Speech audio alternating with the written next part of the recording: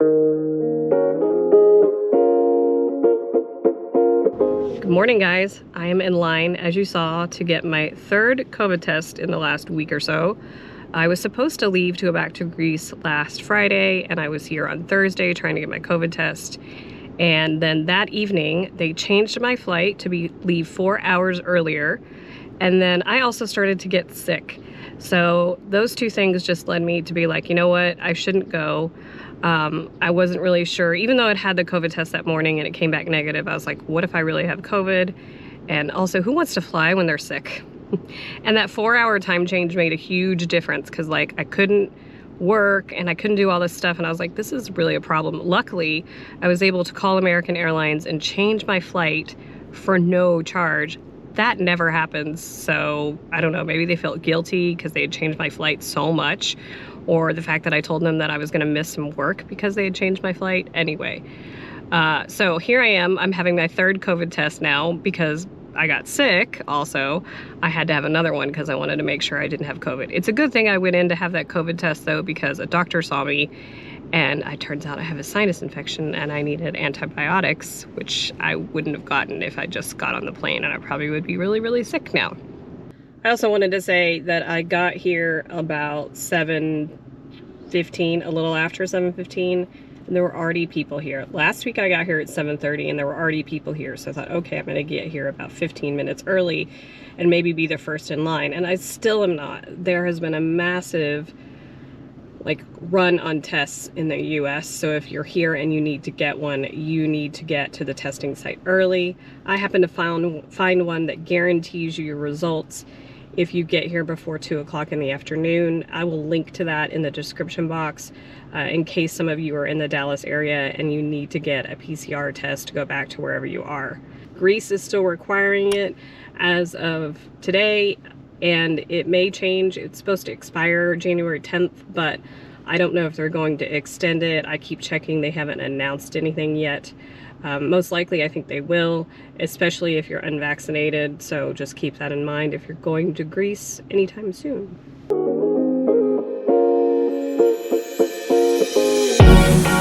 right, I have made it to the airport now, and I'm making my way to the gate and hoping that everything goes well and that my flight does not get canceled. I did not film all the check-in because it was crazy and there were tons of people and I had all this stuff in my hand, and so I just didn't have an opportunity to do that. I am now in the American Airlines lounge, which is one of the nicest lounges. And I had a pass from, I don't know what, but I had a pass. And I have to show you the thing that they make fresh in the American Airlines lounge here in Dallas. So they like to serve fresh guacamole, and it's great. And there's always a line of people waiting to get it. So it's the one last treat of Texas before I get on the plane. The other thing that's really nice about this lounge is that you can sit here and watch the planes go by. And my flight leaves in about an hour and a half. So I'm going to stand here for a little bit longer and avoid the crowds. Although DFW isn't so crowded, it's such a big airport that you don't really notice it. Okay, I have made it onto the plane. So far, everything's been pretty normal, checking documents at check-in, but not at the gate. So, pretty easy. Everyone is wearing masks. So, let's see how it goes when we get to London.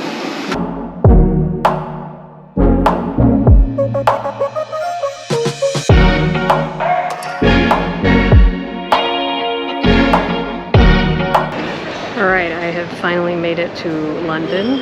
I got something to eat when I got here, and I'm just waiting for them to announce where my next flight's going to leave from. My flight to Athens.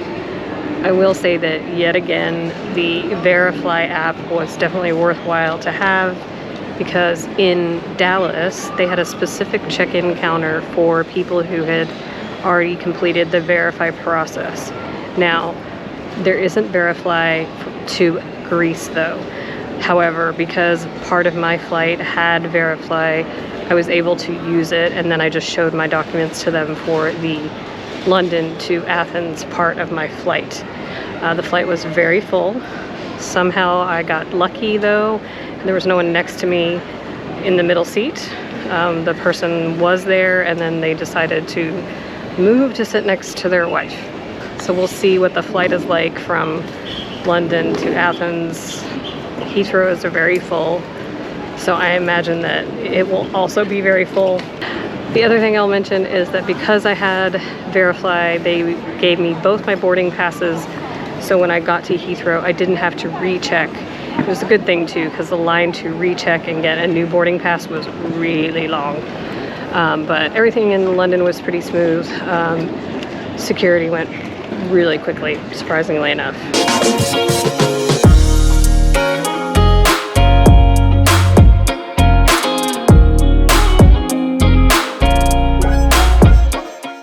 Editing Tiffany here.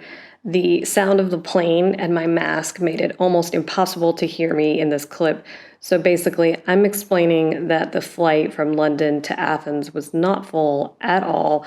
I was able to go lay down in a row of seats across from where I was assigned, and I just slept for about 2 hours. The only thing I will say about this was a British Airways flight, not an American Airlines flight. You need to bring your own food because you either get like a chips and a drink, or you have to buy your own food.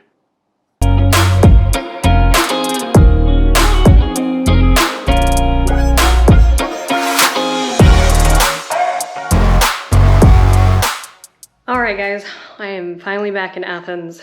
I did not film once I landed because I felt terrible. If you follow me over on Instagram, you know that I have a sinus infection. So I felt bad when I got to London because my ears had completely clogged up.